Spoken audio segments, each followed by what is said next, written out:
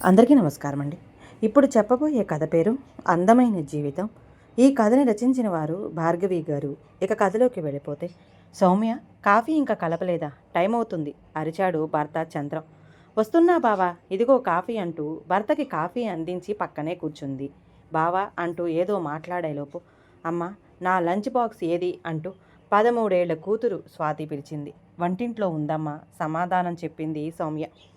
ఇంతలో, అమ్మ, నా సైన్స్ హోంవర్క్ బుక్ కనిపించడం లేదు, నువ్వు ఎక్కడ పెట్టావు? అరిచాడు 11 ఏళ్ల కొడుకు కిరణ్. భర్తతో మాట్లాడబోయినది ఆగిపోయి, అక్కడే ఉంటుంది కిరణ్, సరిగ్గా చూడు అని కొడుకుకి సమాధానం చెప్పింది. కనిపించట్లేదు, నిన్న హోంవర్క్ చేసి ఇక్కడే పెట్టాను అరిచాడు కొడుకు. పక్క గదిలో సామాను కింద మీద పడేస్తున్న చప్పుళ్ళు మధ్యలో. వాళ్ళ సంగతి చూడు ముందు. కాఫీ పెట్టి ఇస్తేనే అంత అలసిపోయి కూర్చుండిపోవాలా అంటూ భర్త విసుక్కున్నాడు. సౌమ్య చిన్నపుచ్చుకొని పిల్లల దగ్గరికి వెళ్ళి కూతురికి లంచ్ బాక్స్ చేతిలో పెట్టి, ఇక్కడే ఉంది కదా స్వాతి, తీసుకోవచ్చుగా, అన్నీ చేతికి అందించాలా? కిరణ్, హోంవర్క్ అయ్యాక బ్యాగులో పెట్టుకోవద్దా? నీ బ్యాగులో చూసావా ముందర అని నావి తీసి సర్దుతావు అని విసుక్కున్నాడు. నువ్వు నీ వస్తువులు జాగ్రత్తగా పెట్టుకుంటే నేను తీసి సర్దే పని ఉండదుగా అంది. కొడుకు కూడా తన మీద విసుక్కుంటుంటే కోపంగా. కొడుకుని కోప్పడేసరికి చంద్రం, సౌమి, వాడన్న దాంట్లో తప్పేముంది? నువ్వెందుకు అన్నీ సర్దుతావు? వాడి పుస్తకాలు వాడు పెట్టిన చోట ఉంటే ఇంత టైం వేస్ట్ అయ్యేది కాదుగా. బాక్సు సర్దేసి అక్కడ పడేసే బదులు దాని చేతికి అందించలేవా? కిరణ్, ఆటో వచ్చింది, మీరు బయలుదేరండి. స్వాతి, బాక్స్ పెట్టుకున్నావా అమ్మా? పెట్టుకున్నాను నానా, బాయ్ అని ఇద్దరూ ఆటో ఎక్కి వెళ్ళిపోయారు. నా మీద విసుక్కునే బదులు వాడిని సరిగ్గా ఉండమని చెప్పొచ్చు కదా. మీరు మంచి చెప్పరు, నేను చెప్పినా నా మీద అరుస్తారు. ఇంట్లో తన స్థానాన్ని కోల్పోతుందన్న బాధతో కోపంగా అడిగింది చంద్రం. దానికి బదులు చెప్పకుండా, స్థానానికి వేడినీళ్ళు పెట్టావా? నేను త్వరగా వెళ్ళాలి ఈరోజు మాట మార్చాడు. మీ పిల్లలకి అన్నీ చేతికి అందించి ఇప్పుడేగా పంపించాను, ఇంతలోనే వేడి నీళ్ళు ఎక్కడి నుండి పెడతాను? నా మీద అరిచేలోపు మీరు పెట్టుకోవచ్చుగా. అందరికీ అన్నీ నేనే చేయాలి, నేనే అందించాలి, కానీ నన్ను మాత్రం మనిషిలా చూడరు. పెద్దవాళ్ళు విసుక్కోవటమే, పిల్లలు విసుక్కోవటం లేను రుసరుసలాడింది సౌమ్య. నువ్వు కాకపోతే ఇంకెవరు చేస్తారు? వేడి నీళ్ళు పెట్టే ఉన్నాయి, రండి అని అక్కడి నుండి లోపలికి వెళ్ళిపోయింది. నాతో తిట్టించుకోవటం నీకు సరదానా, లేక టైం పాస్ అవ్వదా అని చికాకు పడుతూ స్నానానికి వెళ్ళాడు చంద్రం. ఎన్ని చేసినా, ఎన్ని మాట్లాడినా చివరికి నేనే తగ్గాలి, నేనే సర్దుకుపోవాలి, తనలో తానే అనుకుంది సౌమ్య.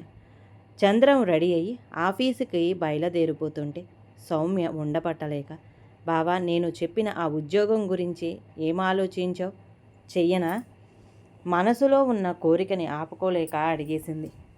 చంద్రానికి పొద్దున్నుండి ఆమె ఏం అడిగే ప్రయత్నం చేస్తుందో తెలుసు. సమాధానం చెప్పటం ఇష్టం లేక ఇందాకటి నుండి మాట మారుస్తున్నాడు తను. ఇంకా చెప్పక తప్పదనుకుని, నువ్వు పొద్దున ఎప్పుడూ వెళ్ళి రాత్రి ఇంటికి చేరితే ఇంట్లో ఇబ్బంది అవుతుంది. పొద్దున్నే మాకు అన్నీ చేసి నువ్వు వెళ్ళాలి. మళ్ళీ సాయంత్రం అక్కడ నుండి 2 గంటల ప్రయాణం చేసి వస్తే పిల్లలు అప్పటి వరకు ఎక్కడ ఉంటారు? నువ్వు పక్కనుంటే కానీ కిరణ్ చదవడు. నువ్వు ఎప్పుడు వస్తావు? ఎప్పుడు వంట చేస్తావు? ఎప్పుడు తినాలి? ఏమీ ఆలోచించకుండా వెళతాను అంటే ఎలా ఒప్పుకోను? ఇప్పుడైతే రోజుకి 3 గంటలే కాబట్టి మాకు ఇబ్బంది అవ్వటం లేదు. నీకు కూడా అంతసేపు ప్రయాణాలంటే అలసిపోతా. అక్కడ రేడియో జాకీగా చేస్తే రేపన్న రోజున డబ్బింగ్ లాంటివి ఇంకా అవకాశాలు వస్తాయి. ఇప్పుడు చేస్తున్నది చాలా చిన్నది, వాళ్ళు ఇచ్చేది ట్రాన్స్పోర్ట్కే అయిపోతుంది. నేను కొంచెం సంపాదిస్తే మీకు భారం తగ్గుతుంది.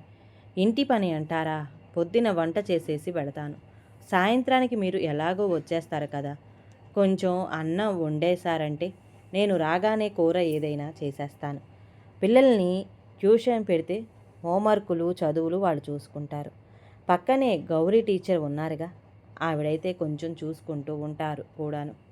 కొంచెం కష్టపడితే రేపు వాళ్ళ చదువులకి కూడా మనం దాచుకోగలుగుతాం.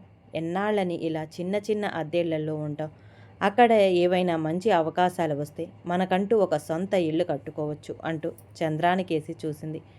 చంద్రం కళ్ళు ఎర్రబడ్డాయి. ఆమెని కోపంగా చూస్తూ. నువ్వు మగరాయుడిలా ఊరి మీద పడి తిరుగుతుంటే నేను ఇంట్లో అన్నం వండాలా? మగాణ్ణి నేను వంటింట్లోకి వెళ్ళటం ఏంటి? ఈరోజు ఇలా, రేపు వచ్చి గిన్నెలు కడగండి, బట్టలు ఉతకండి అని కూడా చెప్తావు. ఇంకేం అన్నావు? వాళ్ళని పక్కింట్లో వాళ్ళ మీద వదిలేస్తావా? స్వాతి పెద్దదవుతుంది. బయట సమాజం ఎవరిని నమ్మేలా లేదు. దాన్ని ఒక్కదాన్ని వదిలేయడానికి మనసెలా వచ్చింది? భార్యగా, తల్లిగా నువ్వు ఇంట్లో చేయాల్సిన పనులు సరిగ్గా చెయ్యి. ఆ తర్వాత డబ్బు గురించి, ఇల్లు గురించి ఆలోచించవచ్చు. ఉద్యోగం చేస్తుందట ఉద్యోగం. నువ్వు బయటికి వెడితే నెట్టుకు రాగలవా? ఎవరిస్తారనుకున్నావు ఉద్యోగం అని అరిచాడు. తన కోపం తీరక తన చేతిలో ఉన్న అప్పుడే తిన్న ప్లేటుని నేల మీదకి విసురుగా అక్కడి నుండి బయటికి వెళ్ళిపోయాడు. ఆ చప్పుడుకి సౌమ్య ఒక్కసారిగా తుళ్ళిపడింది. భర్త తనకి తోడుగా ఉంటాను అని చెప్పకపోగా ఆడవాళ్ళు మగాడు అని వేరు చేసి మాట్లాడటం బాధ కలిగింది. కన్నీళ్లు ఆగలేదు. ఆ తర్వాత వాళ్ళిద్దరి మధ్యన మాటలు లేవు. చంద్రానికి అతను చేసినది తప్పేమీ కాదు. భార్యగా తనకి ఇవ్వాల్సిన గౌరవం ఇవ్వకుండా ఇంట్లో పనిచేసే యంత్రంలా చూడటం సౌమ్య తట్టుకోలేకపోయింది. 3 రోజులు గడిచింది. చివరికి ఎప్పటిలాగా తనే మనసుకి నచ్చ చెప్పుకొని భర్త పంతం ముందు తల ఉంచింది. బావా, ఆఫీస్లో లేట్ అవుతుందా? నీకిష్టమని బిర్యానీ చేస్తున్నాను, త్వరగా వస్తే వేడివేడిగా తినొచ్చు. సాయంత్రం 7ంటికి భర్తకి ఫోన్ చేసింది. ఇప్పుడే షిఫ్ట్ అయ్యింది, బయలుదేరుతున్నాను స్వామి అని ఫోన్ పెట్టి, భార్య మళ్ళీ మాట్లాడుతున్నందుకు సంతోషంగా తనకిష్టమైనవి వండి మళ్ళీ ఏ కోరిక కోరుతుందో అని అనుమానంతోనూ పరిపరి విధాలుగా ఆలోచిస్తూ ఇంటికి చేరాడు చంద్రం. పిల్లలకి చదువు చెప్తూ వంట ముగించుకొని భర్త వస్తున్నాడని స్నానానికి వేడినీళ్ళు సిద్ధం చేసింది సౌమ్య. బావా, కాఫీ పెట్టనా? తాగి స్నానం చేస్తావా? ఆప్యాయంగా అడిగింది. బిర్యానీ ఉందిగా, స్నానం చేసేసి వచ్చి తినేస్తాను, ఇంకా కాఫీ వద్దు. అమ్మా, గులాబ్ జామ్ కూడా చేసింది నాన్న అన్నారు పిల్లలు సంతోషంగా. అబ్బో, అయితే ఈరోజు ఏంటో అంత స్పెషల్ అని నవ్వి స్నానానికి వెళ్ళాడు చంద్రం. తను వచ్చాక అందరూ భోజనాలు చేసి పిల్లలని పడుకోబెట్టి వంటిల్లు సర్దుకొని తర్వాత రోజు తన షోకి సంబంధించిన కంటెంట్ చూసుకొని పిల్లల పుస్తకాలు బ్యాగులో పెట్టేసి మెల్లగా పడుకోవటానికి వెళ్ళింది సౌమ్య. అప్పటికే పడుకున్న చంద్రం ఆమె వచ్చిన అలికిడికి, ఏదో చెప్పాలి అని అనుకుంటున్నావు కదా, అడుగు అన్నాడు ఆమె అంతరార్థం అర్థమైనట్లుగా. సౌమ్య దేని గురించి అని అడిగింది మంచం మీద వాలబోతూ. భర్త ఏం చెప్తున్నాడో అర్థం కాక. 3 రోజుల నుండి మాట్లాడలేదు, ఈరోజు ఉన్నట్టుండి మాట్లాడుతున్నావు. నాకు ఇష్టమని బిర్యానీ చేసావు, స్వీట్ చేసావు, దేనికో టెండర్ వేద్దామనే కదా. అంతా అర్థం చేసుకోలేననుకోకు అన్నాడు వ్యంగ్యంగా నవ్వుతూ. సౌమ్య నవ్వి, బాగానే అర్థం చేసుకున్నారు. ఎప్పుడూ కోపంతో అరిచినా, ఎప్పుడు అభిప్రాయ భేదాలు వచ్చినా ముందుగా సర్దుకునేది, ఒక అడుగు తగ్గేది నేనేను. ప్లేటు విసిరేసిన బాధ అనిపించినా నేనే వచ్చి మాట్లాడాను. నేను దేనికి టెండర్ వేద్దామని అనుకోలేదు. ఈరోజు నా పుట్టినరోజు. నా కోసం కాకపోయినా మీకు పిల్లలకి ఏదన్నా చేద్దామనిపించి చేశాను, అంతేను అంది పడుకొని. ఈరోజు నీ పుట్టినరోజా? అదేంటి మరి పొద్దున నుండి చెప్పలేదే? విష్ యూ హ్యాపీ బర్త్డే అన్నాడు దగ్గరికి తీసుకొని. సౌమ్య, థ్యాంక్స్ అండి. డేటు మారిపోయింది ఇంకా. ప్రతి ఏడాది నాకన్నా ముందరే మీరు గుర్తుంచుకుంటారు. ఈరోజు పిల్లలు కూడా మర్చిపోయారు. అయినా అదేమన్నా పెద్ద విషయమా ఏంటి? సరదాగా స్పెషల్స్ చేసుకోవటానికి ఒక కారణం. సరేలేండి, నిద్రొస్తుంది, పడుకుంటూ అంటూ చంద్రం నుండి దూరంగా జరిగి అటు పక్కకి తిరిగి పడుకుంది. పెళ్ళయినప్పటి నుండి చుట్టరికం కాకపోయినా బావా అంటూ ఈరోజు మర్యాదగా పిలుస్తూ తనని దూరం జరిపింది. పుట్టినరోజు మరిచిపోయినందుకు అలక అనుకుని పొద్దున లేచాక ఏదన్నా స్పెషల్గా తన కోసం చెయ్యాలని ఆలోచిస్తూ పడుకున్నాడు చంద్రం. భర్త ఆ రోజు అరిచినందుకన్నా ఈరోజు ఆమె పుట్టినరోజు మరిచిపోయాడన్న దానికన్నా ఆమె ప్రేమని స్వార్థ లాభం కోసం చేస్తుందనుకున్న అతను ఆమె ప్రేమని అర్థం చేసుకోలేదని ఎక్కువ బాధ అనిపించింది. కావాలని చెయ్యకపోయినా ఆమె చేతులు అతని పట్టు విడిపించుకున్నాయి. కనిపిస్తున్న ఆ మనిషి, నా గురించి తెలియని మనిషి, నా వాడు ఎలా అవుతాడు అంటూ మనసు దూరం చేస్తుంది. తర్వాత రోజు పొద్దున తల్లి నుండి ఫోనుతో నిదురలేచాడు చంద్రం. హలో, ఏంటమ్మా పొద్దున్నే ఫోన్ చేశావు? అంతా బాగానే ఉందా? అనుమానంగా అడిగాడు. లేదురా, నాన్నకి గుండెల్లో నొప్పిగా ఉందట, పడిపోయారు. అక్క బావగారు వచ్చారు, హాస్పిటల్కి తీసుకొని వెళుతున్నాం కంగారుగా చెప్పారు. చంద్ర నిద్ర మొత్తు ఎగిరిపోయింది. అమ్మా, మేము వెంటనే బయలుదేరుతున్నాం, కంగారు పడకు, నేను ఇంకో 4 గంటల్లో నీ ముందు ఉంటాను అంటూ ఫోన్ పెట్టి పక్కన చూశాడు. సౌమ్య అప్పటికే లేచి వంటింట్లో పని చేసుకుంటుంది. చంద్రం ఆమె దగ్గరికి వెళ్ళగా, సౌమ్య, ఏంటండి అప్పుడే లేచారు? కొంచెం సేపు పడుకోండి, తర్వాత లేపుతాను. కూరగా తరుక్కుంటూ భర్త వైపు చూడలేదు. చంద్రం మెల్లగా, సౌమి, నాన్నని అమ్మ హాస్పిటల్కి తీసుకుని వెళుతుంది.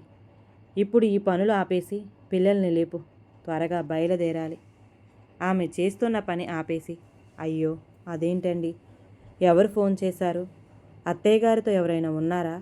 సరే ఆగండి, పిల్లల్ని లేపుతాను, మీరు కంగారు పడకండి, ఏమీ జరగదు అంటూ ధైర్యం చెప్పి పిల్లల్ని లేపి అందరూ ఊరు బయలుదేరారు. ఆరోగ్యంగా 10 రోజుల్లో హాస్పిటల్ నుండి బయటికి వచ్చారు. వాళ్ళని చంద్రం వాళ్ళ ఇంటికి తీసుకొని వెళ్ళాడు. కానీ ఆయన కోలుకోగానే పొలం చూసుకోవాలి అంటూ మళ్ళీ ఊరు వెళ్ళిపోతానంటే చంద్రం దగ్గరుండి తల్లిదండ్రులను దింపి అదే ఊళ్ళో ఉంటున్న అక్క బావగారికి చూసుకోమని మరీ చెప్పాడు. బావగారు పొలానికి వెళ్ళగానే చంద్రం, అక్క, ఒరేయ్ తమ్ముడు, హాస్పిటల్ ఖర్చులకి నేను ఏమీ సర్దలేకపోయాను, ఏమీ అనుకోకురా ఇది అంటూ ఇబ్బందిగా చెప్తుంటే చంద్రం, అదేంటక్క అలా అంటావు? నాకు మాత్రం నీ పరిస్థితి తెలియదా? నేను మొన్ననే అడగాలనుకున్నాను, అమ్మ వాళ్ళ ముందర మాట్లాడలేక ఆగిపోయాను. బావ అదేదో చిట్ ఫండ్లో డబ్బులు పెడితే అవి పోయాయి అని చెప్పాడు. చాలా పోయిందా? ఇప్పుడు మీకు డబ్బుకి ఇబ్బంది ఏమైనా ఉందా? నేను అడుగుతున్నాను కానీ మీరు ఇబ్బంది పడుతున్నారని తెలిసినా ఏమీ చెయ్యలేని పరిస్థితి నాది, బాధగా చెప్పాడు చంద్రం. నాకు మాత్రం ఏం తెలుసురా, ఆ రోజు నీతో చెప్పేటప్పుడు నేను విన్నాను, ఆడవాళ్ళకి డబ్బుడు విషయాలు ఎందుకు అని లోకువ. ఉద్యోగం చేయట్లేదు కాబట్టి డబ్బు సంపాదించిన మాకు చెప్పటం ఎందుకు, చెప్పినా అర్థం కాదని ఆయన ఉద్దేశం.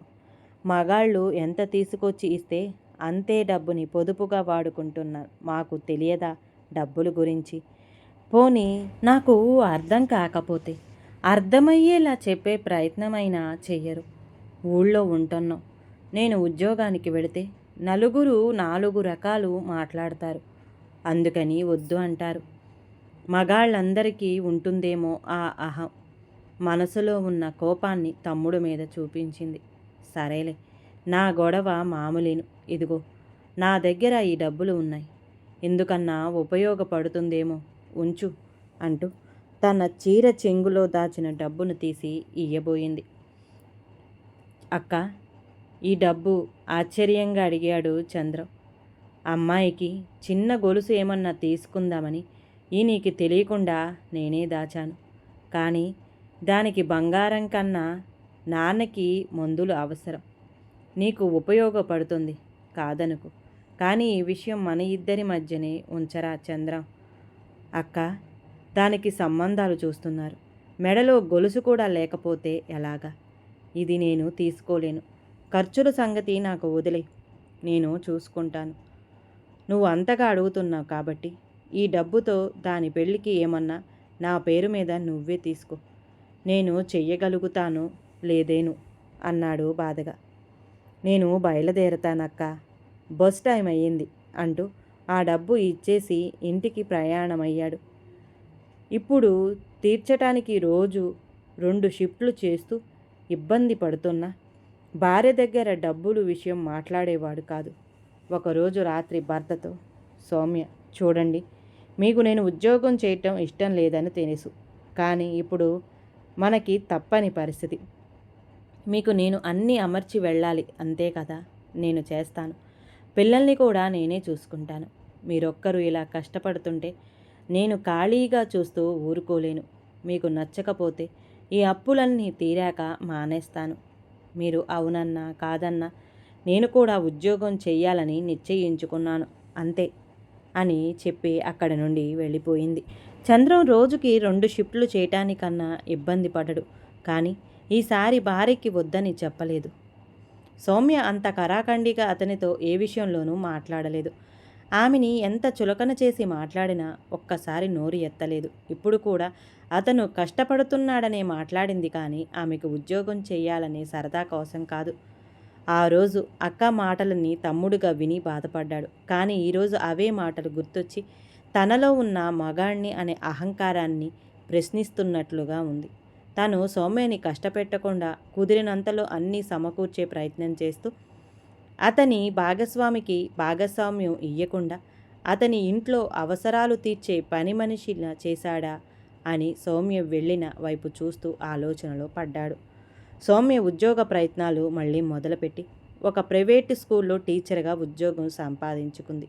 పొద్దున్న ఇంట్లో అన్నీ అమర్చి పిల్లల్ని పంపించి భర్తకి బాక్స్ అందించి అతనితో పాటు ఉద్యోగానికి బయలుదేరి సాయంత్రం పిల్లలు ఇంటికి వచ్చే సమయానికి తాను స్కూల్ నుండి వచ్చేస్తుంది. క్రమంగా భార్యాభర్తల మధ్యన మాటలు తగ్గిపోయి భార్యకి ఏదన్నా పని సాయం కావాలా అని అడగటానికి కూడా మొహమాట పడుతూ మౌనంగా ఉండిపోయాడు చంద్రం. సౌమ్య స్కూలు, ఇల్లు, పిల్లల పనులతో కొత్త ఉద్యోగానికి అలవాటు పడుతూ భర్త మనసులో వచ్చిన పరివర్తన తెలుసుకోలేకపోయింది. రోజులు అలాగే గడిచిపోతున్నాయి. సౌమ్య ఒక రోజున సాయంత్రం బస్సు దిగి నడుచుకుంటూ వస్తుంటే దారిలో చంద్రం కనిపించటంతో, ఏంటండి ఈరోజు త్వరగా వచ్చేశారు, చాలా రోజుల తర్వాత అంటూ పలకరించింది. చంద్రం నవ్వి, అవును, పని ముగించుకొని బయటపడ్డాను. నువ్వేంటి ఆలస్యమైనట్లుంది ఈరోజు? అవునండి అని అంటుంది సౌమ్య. పరీక్షలు వస్తున్నాయని టీచర్స్ మీటింగ్ పెట్టారు, దానితో ఆలస్యం అయిపోయింది. పిల్లలకి ఆకలేస్తుందో ఏంటోను అంది త్వరగా అడుగులు వేస్తూ. చంద్రం, ఒక్కరోజుకి ఏమీ అయిపోరులే, రేపటి నుండి నేను త్వరగా వచ్చేస్తాను. రోజు నువ్వొక్కదానివే ముందర వచ్చేసి కష్టపడుతున్నావు అన్నాడు సౌమ్యతో పాటు అడుగులు కలుపుతూ. సౌమ్య కాళ్ళు ఆగిపోయాయి. భర్త మొహంలోకి ఆశ్చర్యంగా చూసింది. చంద్రం ఆమె చూపులోని భావాన్ని అర్థం చేసుకుని, నిజమే చెప్తున్నాను, ఇది ఎప్పుడో చెప్పాల్సింది, కానీ అరిచినంత త్వరగా ఈ మాట చెప్పలేకపోయాను. మరి నాకు వంట చేయటం రాదు, పిల్లలకి చదువు చెప్పగలిగేంత తెలియదు, ఏం సాయం చేయగలనో కూడా నువ్వే నేర్పించాలి అన్నాడు నవ్వుతూ. భర్త మాటలకి ఆశ్చర్యంగా నవ్వుకొని ఇద్దరూ ఇంటికి చేరుకున్నారు. ఇంటికి చేరేసరికి కిరణ్ హాల్లో కూర్చుని టీవీ చూస్తుండటం గమనించి, ఏంట్రా హోంవర్క్ అయిపోయిందా, టీవీ ముందు కూర్చొని పోయావు కోపంగా అడిగింది సౌమ్య. చంద్రం లోపలికి వస్తూనే, వాడి మీద ఎందుకు అరుస్తావు సౌమి, చేసేసి ఉంటాడులే. ఏరా కిరణ్, నాన్న రేపు సెలవు కదా, రేపు చేసుకోవచ్చులే, అమ్మ ఎలాగో టీవీ చూడనియ్యదు కదా, అందుకే లేనప్పుడు పెట్టాను నవ్వుతూ చెప్పాడు. కొడుకుని సమర్థించి అతని జవాబు విని భార్య ముందర గతుక్కుమన్నాడు చంద్రం.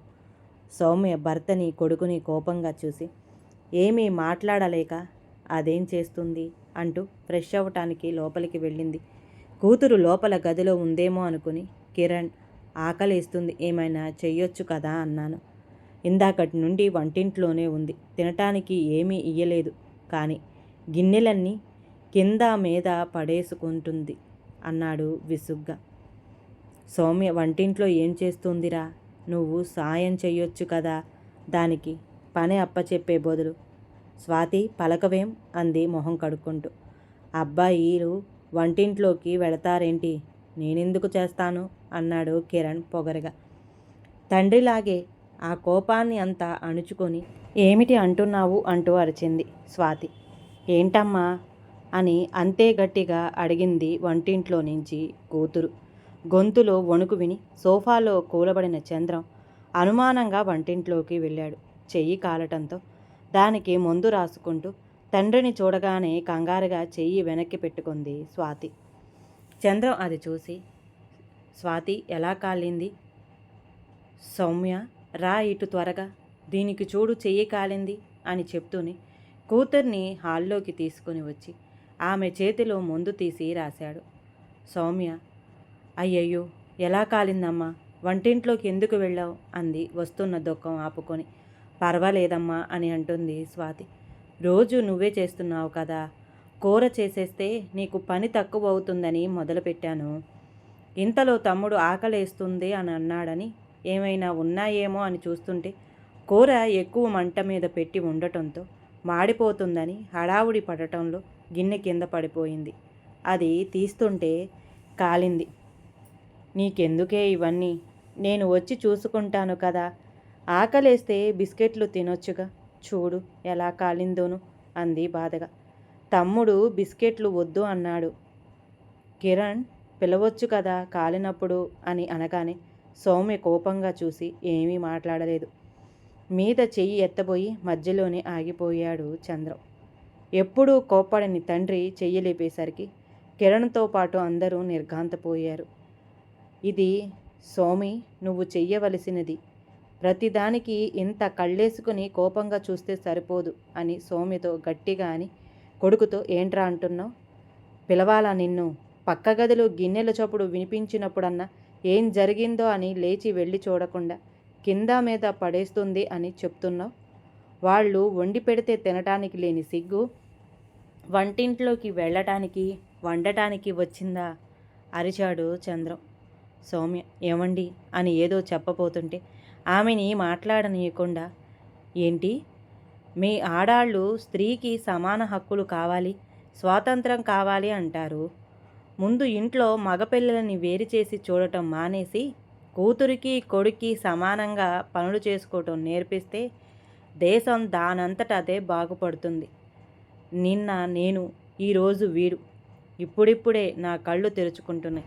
వాడి కళ్ళు కూడా అహంకారంతో పూర్తిగా మూసుకుపోయేలోపు నేర్పించకపోతే నీలాగే రేపు వాడి భార్య కూడా బాధపడుతుంది. నాకు అసలు ఎందుకు కోపం వచ్చిందో వాడికి అర్థమయ్యేలా చెప్పు అని అక్కడ నుండి వెళ్ళిపోయాడు. భర్తలో వచ్చిన మార్పు చూసి సౌమ్య చాలా సంతోషపడింది. కిరణ్, అక్క కూడా నీతో పాటు స్కూల్ నుండి వచ్చింది కదా, నువ్వు ఇక్కడ కూర్చుని అరిచే బదులు వంటింట్లోకి వెళ్ళి నీకు కావలసినవి తీసుకుంటే అది కంగారు పడేది కాదు, చెయ్యి కాల్చుకునేది కాదుగా.